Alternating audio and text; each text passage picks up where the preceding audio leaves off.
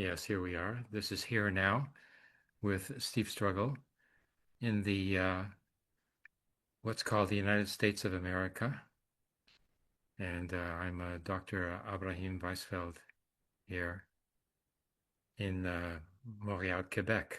Quebec is the French-speaking nation of Canada, something like the Russian-speaking nationality in the Ukraine. Part of the state of the Ukraine, or was part of the state of the Ukraine. But at least we're not subjected to military occupation here, although that did happen here in Quebec in the 70s as well, in which 300 activists and labor leaders were arrested, confined with no charge under martial law. But the Quebecois nation has been recognized by the House of Commons of the Parliament of Canada as a nation and as a people nation, sociological nation, and recognized unanimously by all the political parties at the time, including the Labour Party and even the Conservative Party and Liberal Party. So its presence is very evident, and unlike the condition of the Black nation in the United States, I would point out, Steve, in which there is no political recognition of the Black nation, no autonomous rights. Even the provisions that were initially provided for land and compensation for the former Black slaves after the Civil War was not implemented. And has yet to be implemented, put it that way.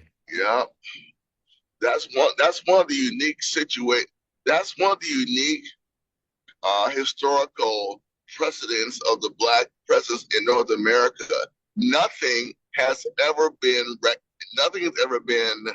acknowledged and maintained as far as a treaty, right? Everything that was won or quote unquote given was taken back, was reformed, was reconciled, was rejected, was overturned.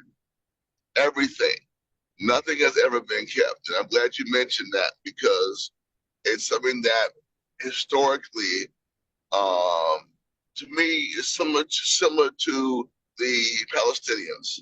All treaties are broken, all words are reversed, everything. Thank you for sharing that. Yes. The exceptional case of the First Nations who resisted were granted territorial autonomy because they resisted, even though they were massacred.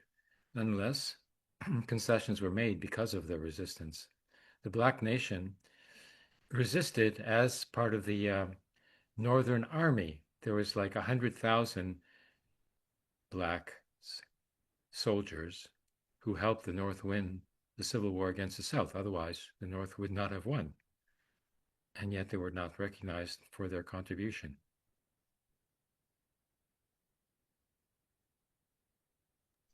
And that's a recognition that our people need to take up and continue that fight. And it's one of the gaps in the legacy of the Black liberation movement that has to be addressed formally in education and in organization. There is a tendency in the U.S. by, I would say, groups of different tenets, different orientations, to overlook the historical issues that need to be addressed. And that's one of them. That there were a large contingent, a large number of Black soldiers who fought to keep the U.S. whole, and yet every promise made to the Black soldiers was abrogated. None were kept. And that oversight of that historical reality binds the Black nation like a welded set of chains to the United States. And all political formations that overlook that or reject that must be rejected. The only view that is authentic is a view based on what you just said, the fight of the formerly enslaved blacks to keep the Union whole, and the recognition and agreements that were made on what would occur after the victory of the North were never kept. It's not just a history of the great slave trade. That's an issue, but there were issues once the blacks arrived here. Thank you, Abraham, for recognizing that. Thank you. Yes, it's a very important point that I haven't heard mentioned anywhere else. And so I thought I'd bring that up. 100,000 soldiers, that's certainly tipped the scales for sure. And they were the most dedicated soldiers probably as well. Yes. Exactly. They were dedicated because they wanted their freedom. Yeah. And they had been allowed to enlist in the army with the promise that freedom would be theirs upon the victory of the Union. And freedom in the end of the slave trade. The end of the slave trade occurred. The end of the slave Confederacy South occurred. Yes, but the full incorporation, remuneration for past grievances, that never occurred. And it will take a long measure of struggle for it to occur within the next century or two, because of the situation of organizational formations do not exist right now that are strong enough to even promote that line. And this is where the fragmentation of the COINTEL program was extremely successful. COINTEL programs are successful when the next we have to not just tip our hats to, but show solidarity with the Palestinian movement, because that has not occurred there. You have a continuation of the struggle of the people of Palestine, even though Israel and the UK and the United States have carried out armed and psychological operations to destroy their movement. It continues. It is a testament to the organization and the people themselves. Without the people, there could not be mass Palestinian organizations. So true. Like the Palestinian resistance has resulted in a very bloody genocide that's ongoing now. And then the Zionists want to blame the casualties of this genocide on Hamas, saying if Hamas didn't resist, then there wouldn't be any war. Well, there wouldn't be any Palestinian people either. The example of Sabra Shatila is very pertinent here. In 1982 in Lebanon, when the forces of the Fatah party with Yasser Arafat left Beirut, 13,000 soldiers left and went to Tunisia because the United States promised as a guarantor to protect the Palestinian refugees in the refugee camps, amongst them being Sabra Shatila. And then when the phalangists, otherwise known as fascists, it collaborated with the Israeli General Sharon to massacre the refugee camp, the United States did nothing. So only the Palestinian resistance, protects the Palestinian people right now. Another example of where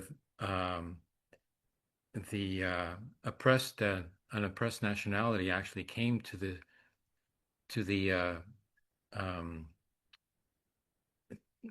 I'm thinking in French, the recours, came to the rescue of their dominator, actually, and for which they were never sort of given any recognition, is similar to the case of the North African Arabs, who under the French Empire were part of the French colonial rule. But when France was occupied by the Nazis, who came to rescue them? Arab soldiers came, and they fought, died, and helped France push out the Nazi occupation. And yet, after the occupation was ended, they weren't granted, anything that they were promised. And in fact, one contingent of them in Algeria, I believe, were actually massacred by the French forces because they saw an Arab armed force coming their way, and they assumed that they were the enemy because they were Arabs, and they were massacred, even though they were part of the French military forces that had fought off the Nazis. Another case is lack of recognition for resistance force is in the resistance against the Nazis, again by the way of in the Spanish Civil War, the Abraham Lincoln Brigade, which was composed 20% was composed of Jewish Americans, never identified as Jewish Americans. There was no sort of like recognition that the Jewish people were fighting off the fascists in France, and the stereotype of Jewish men being weak, effeminate, and useless, still continued to be perpetuated, even though 20% of the Abraham Lincoln Brigade were Jewish, in spite of the fact that the Jewish people in the United States, comprise only 1.5% of the population. Plus, the resistance, movement in France itself, the MRA, was composed of 20% was Jewish as well, but they were never sort of allowed to have a Jewish brigade to be, organized autonomously. They always had to, present themselves as either, French, Hungarian, and whatever. They were part of the groups, that represented the states from which they had come. But Jewishness, no, wasn't recognized, even though they were the best fighters because they had the most to lose. Yeah. 3 such cases, all the same. Yeah. Well, I think that this really indicates a need when we have the fights for just even for this basic self-determination, the importance of organizations to fight back and to establish a viable historical narrative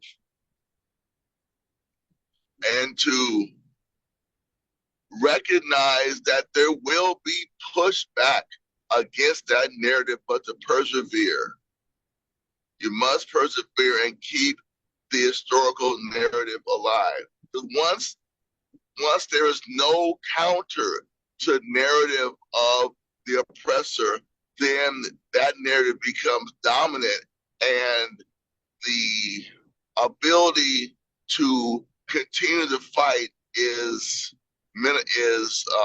seriously harmed. Yeah. So, and it weakens the resistance as well. Like when the resistance doesn't recognize its actual sort of dynamic and concedes, Right. to the official interpretation, well, it's Right. just weakening Right. itself. We must push it. Like right now, Donald Trump made a grave insult against Black people last week, saying that there is a against Black Americans. He was saying that there is a Smithsonian Museum feature or part of the Smithsonian Museum focuses on slavery. And he had the audacity to say it was too harsh. Too harsh. Slavery's okay, but like talking about slavery, it's too harsh. It was too harsh of a display.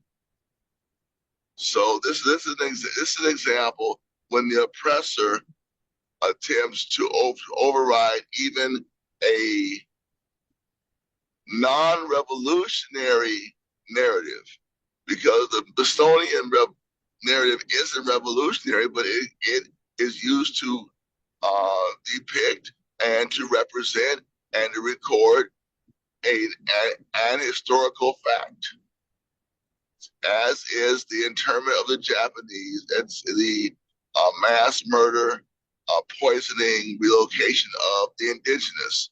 These are historical facts. Yeah. And for Donald Trump to even make a comment about it indicates that his narrative of the autocrats, of the um, uh, plutocrats, and of the white racist regime senses the need to sneer and spit upon any depiction, any recognition of the reality of the slave trade. And again, what the narrative is that, well, that was all taken care of with the civil rights movement, blah, blah, blah, blah, blah.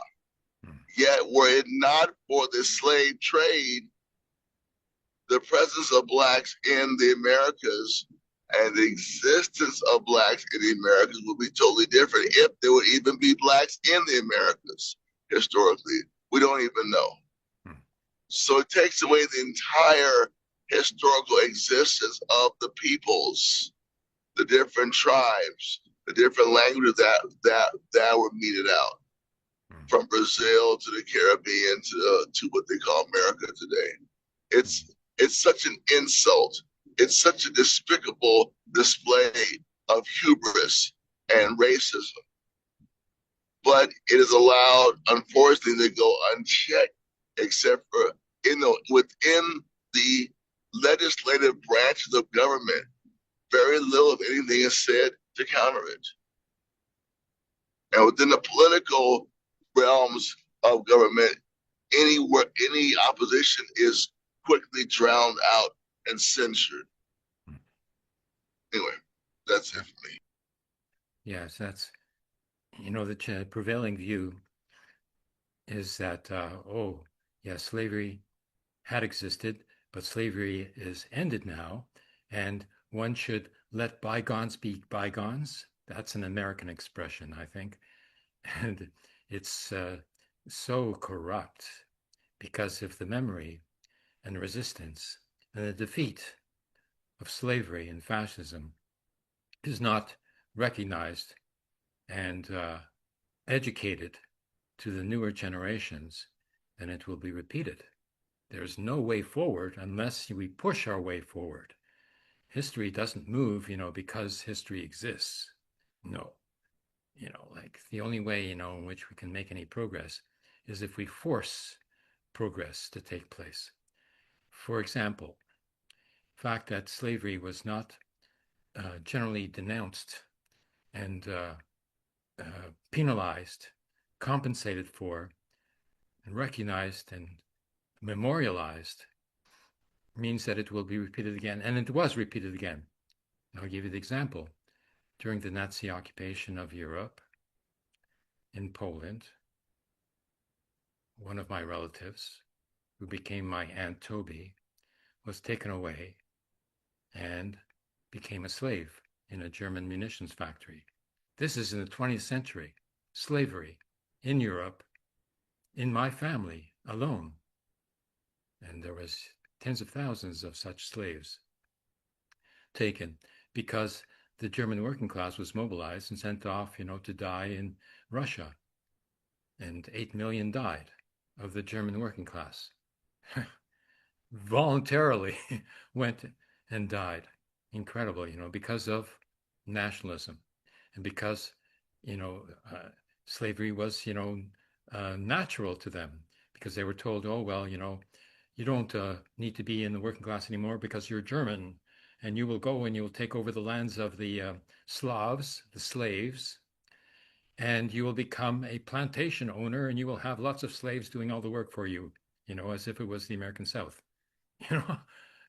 They wanted to repeat the American South in Eastern Europe under the domination of the Nazi regime of Germany. And one of the victims of this slavery was my Aunt Toby. And I used to go to visit her, she'd always have, a cake or two, ready. And I'd get my treat and then we could talk. We'd talk about this. She never wanted to do an interview. never wanted to be recorded. Incredible, the fear that was instilled in her prevailed, even, decades after, she was liberated. And she survived, because of the Soviet Union, which defeated the Nazi Germany. Otherwise, she'd be gone, like the rest of my family. Of my family of both maternal and paternal, both, who are survivors from Warsaw and Lublin in Poland, of, let's say, an extended, family of, with all the cousins and everything, like of about 400, only 4 survived. This is because it was allowed to happen. Meanwhile, the United States of America was neutral until 1943. And, after the resistance of the Warsaw Ghetto Uprising, finally, the United States of America, who was still trading with Nazi Germany, for example, the Ford company, Henry Ford, as he called in the United States, in Germany, who was called Heinrich Ford because he was German. Much like, your President de Trump is also German American. And we can see the influence and the practice of the German settlers who came and took over, the whole Midwest and stole the land away from the indigenous nations. And now you have the whole Midwest, which is a majority German American, and you can guess, who they vote for. So all of this, like heritage and commemoration and memorialization and solidarity, historical solidarity, is essential to not allow it to happen again. Because it did happen again in Europe. Nazism is slavery.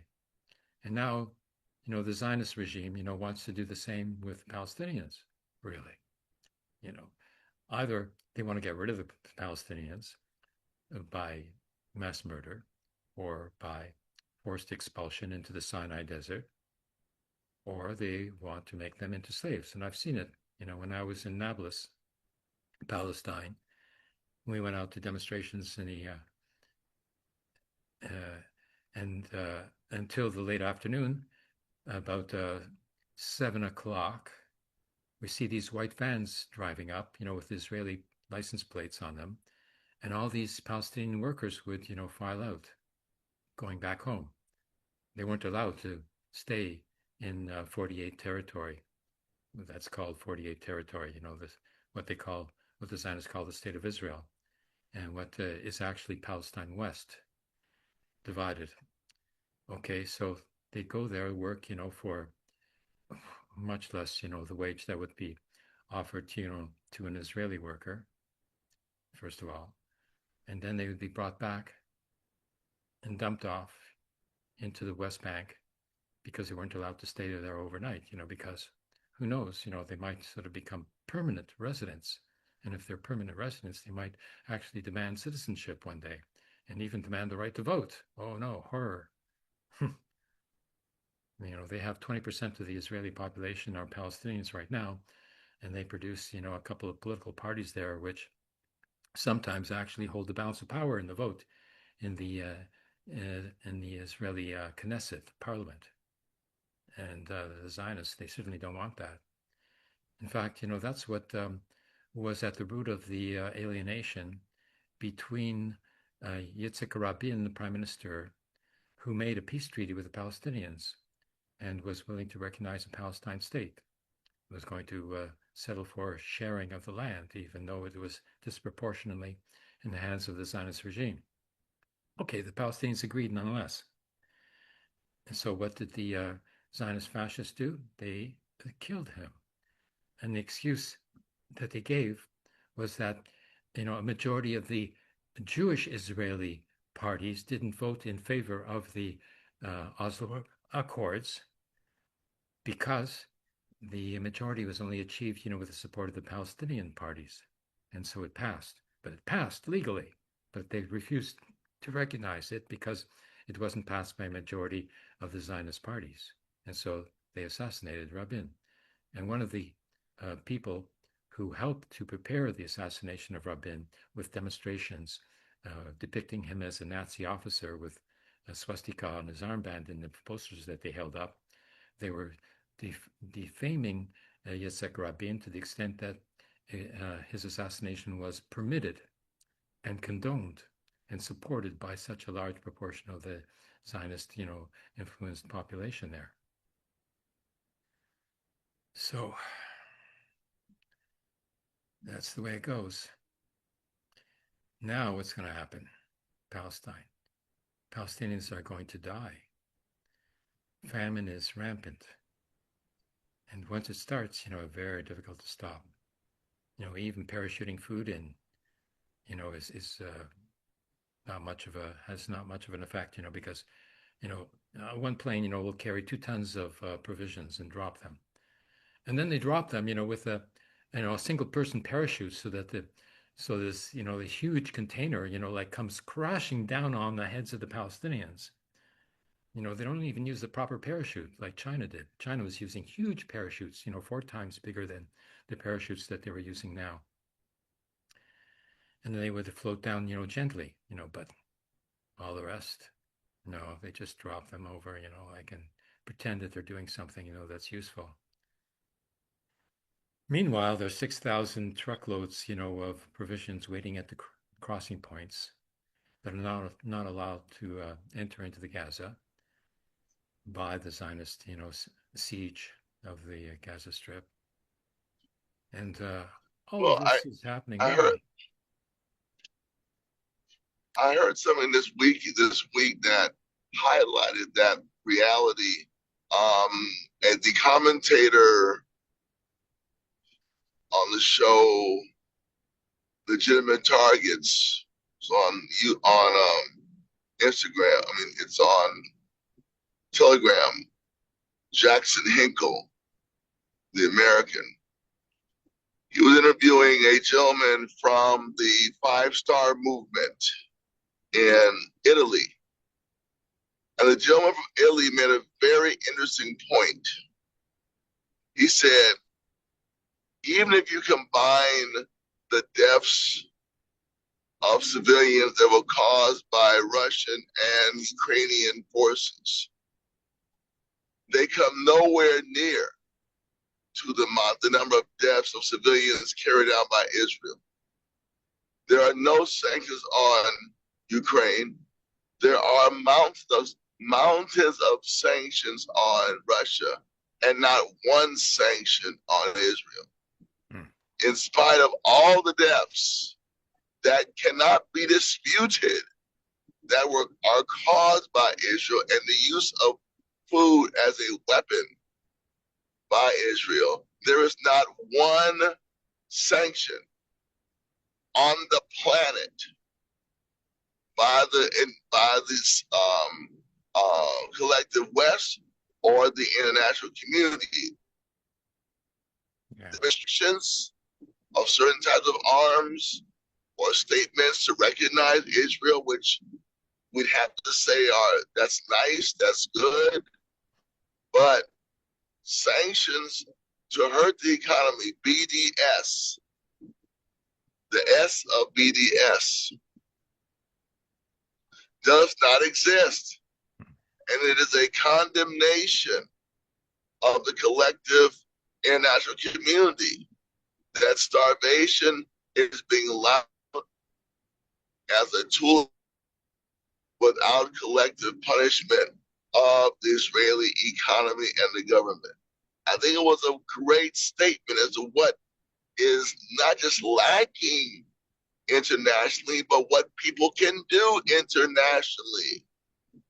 What those who want to fight in the legislative and in the governmental bodies should fight for the sanctioning of Israel. Because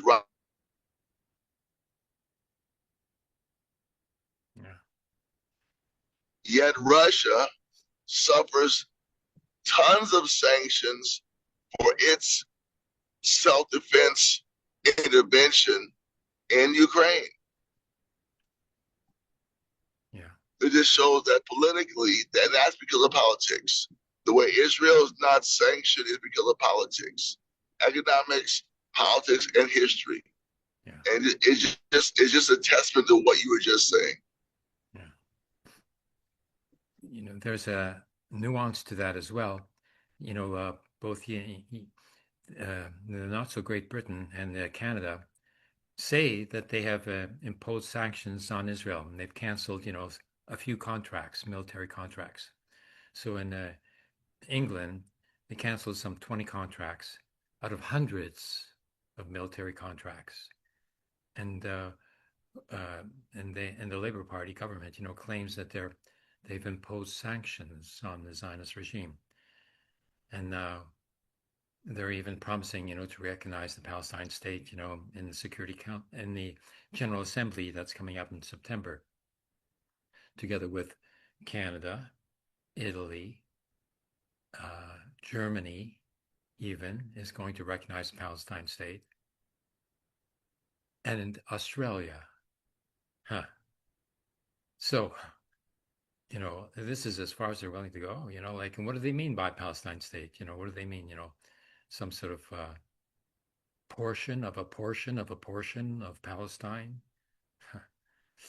One consider, what the legal sort of, even if one wants to consider, the legal sort of basis of the Zionist state. Okay, they claim, to be legal. They're a legal state. They have sovereignty, the right to self-defense. Self-defense of what? The only sort of illegal definition of the frontiers of the Zionist state were established in the General Assembly in 1948, called the Partition Plan. Before that, the Zionists used references to the Balfour Declaration and the Treaty of there was a treaty in the 20s as well that repeated the wording of the Balfour Declaration. But both the Balfour Declaration and the Treaty of I forget its name. They didn't mention any state. They only talked about a Jewish homeland as a refuge, and not necessarily a permanent, a Jewish homeland. If the Jewish people could find, a land of their own, somewhere else. But no, they dumped, the Jewish refugees there into Palestine, got rid of them because they didn't want them in Europe. The United States wouldn't allow the Jewish refugees in either before, during, or after the Holocaust. My parents only got into Canada because my father had a sister who was already a citizen here who could sponsor us. I was, an embryo in my mother, like I was conceived in a refugee camp in Germany, in Wetzlar, and born in Toronto. And all the rest of the Jewish refugees, were denied entry into Canada. And one of the ministers at the time in the Conservative government said, one is too many, and he wasn't referring necessarily to the refugees. He was referring, to the Jewish Canadians as well, like they didn't want any Jewish Canadians at all. And, that's the way I was treated as a kid, in Toronto, growing up, downtown Toronto, when, all the Christian kids with their crew cuts boys, were told never to speak to a stranger. Who were the strangers? Not the Canadians. No, it was the Jewish immigrants. So, like that's the way it was, but that's not the way it will be, because we will not allow it to be. Resistance is the only defense available. Cannot rely upon any so-called allies to do the job for us. We have to do it ourselves. We have to defend ourselves by any means necessary, but not necessarily by any means. As we can see here in the background here, this is a Jewish militia resistance group that were called, of course, terrorists by the Nazi regime. And what were they doing? Were they attacking German civilians? No. They were defending Jewish civilians against the fascist regime of Germany at the time, who were defeated, beginning with the Jewish partisans here. And, that's the way to do it, like there's the proof, like historical proof is there, I can't think of any other way, to save yourself other than by resisting. And the Palestinians are certainly resisting. And why is the Zionist regime so intent upon getting rid of, the Palestinians in Gaza? Because, one, there's these natural gas resources off the coast of Gaza that belongs to Gaza, that was in the territorial waters of Gaza. As the United States insists upon 200-mile perimeter around any territorial boundary, into the oceans surrounding that territory, belong to that territory. So therefore, those natural gas fields there belongs to the Palestinian territory of Gaza, and it's 1.3 trillion cubic feet of natural gas that's ready to be sold. So Israel, started right away, to make a treaty with Egypt to make use of this gas, because Egypt doesn't have gas and natural oil fields, unlike the other Arab countries. So they made a deal to get this gas for themselves at the expense of the Palestinians. And then the Palestinian Authority, is sort of ostensibly, the contractor for that natural gas resource, even though they're not the elected government of Palestine or of Gaza. And in the 2006 election, the first Arab elections, democratic elections to take place amongst the Arab countries, and the Hamas, party was had the greatest number of votes, and therefore they formed the government. And so Fatah party of the current so-called President Abbas started a civil war with a local band of Fatah in Gaza that was allied, with the Zionist regime and collaborators. Were fighting against the Hamas militia until finally there was a peace treaty established there, so the Palestinians wouldn't be fighting against each other. So the job wasn't done, by the Palestinian collaborators of the Zionist regime. So the Zionist regime had to go in and do the job themselves. So they want to take control over the Gaza, get rid of the Palestinians, and so claim control over the natural gas fields as well, which is a nice packet of billions of dollars. Plus, the Palestinians of Gaza are the most militant, and they cannot be allowed to give an example of resistance, that could spread into the West Bank, even though it has spread into the West Bank. Hamas is very strong in the West Bank. And then there's the other, militias there as well. That's the way it is, and that's the way it's going to go. So that's the most important points I think that we can make today. I agree, and I really appreciate your reference to history and bringing up the debt that the United States still owes the Black population based on the contributions of the Civil War. Thank you for that. Even if they didn't want to hand over the promised land and compensation to the freed slaves, they can at least, recognize, that they exist, that they have an autonomous existence, and, give them, autonomous territorial representation. But no, they chop up all the Black bloc into various, like white-dominated states. So there is no Black majority anywhere. Nothing. They have given nothing to the Black slaves of so-called United States of America. No states, no state rights, nothing, no autonomy whatsoever. That's going to change for sure. Especially now, that this wannabe fascist regime of the Trump is going to lose out, and they're going to fail both economically and politically, and they're going to be thrown out. Then the change is going to have to begin. And the people are ready, like there's no sort of, lack of consciousness. It's a matter of getting organized and taking on the forces that are seeking to repress the popular consciousness of the Americans.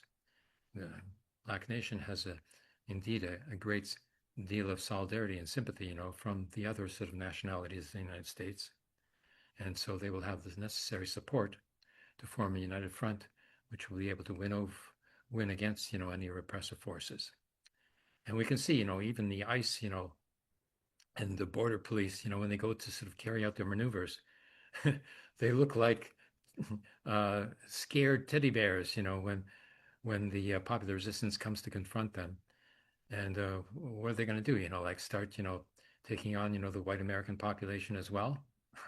Okay, if they do, then they're just going to generate more sympathy, for the migrants and for the Black Nation and for the First Nations, to insist upon, gaining their proper recognition. So they're in a sort of quandary now. More repression will generate more support. So they have to sort of temper what they can do. And the Nazis started off like that as well. They only sort of, picked on the weakest of the population, like handicapped peoples. And then eventually moved on, to other things, but with the United Front of all the various, popular interests in the population itself, we will not allow them to proceed. And I'm sure that we'll be able to succeed in stopping them, even though we have 3 more years of repression to deal with. Well, that's the way it is, but that's not the way it's going to be.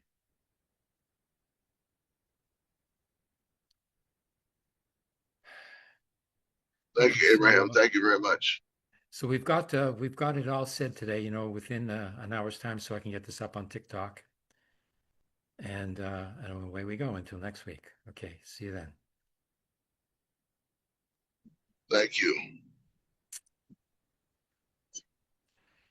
So we should mention as well that our broadcast is being picked up, by Jason Unruh on the Maoist Rebel News, even though we have been censored by Reddit, which was one of the biggest, platforms for views on our videos. Now Reddit, is filtered out our videos, and this Reddit is supposed to be, I did not free. know that. Yeah, Reddit's supposed to be freer than Facebook and all the others, but that's not what's happening. So we'll Well, get this up on. we may have to expand. We have to expand, and we have to expand in onto some other channels. Then. Yeah, yeah. Okay, so I'll put this up on TikTok today. Okay, great. Okay, bye for now until next week. Share and share.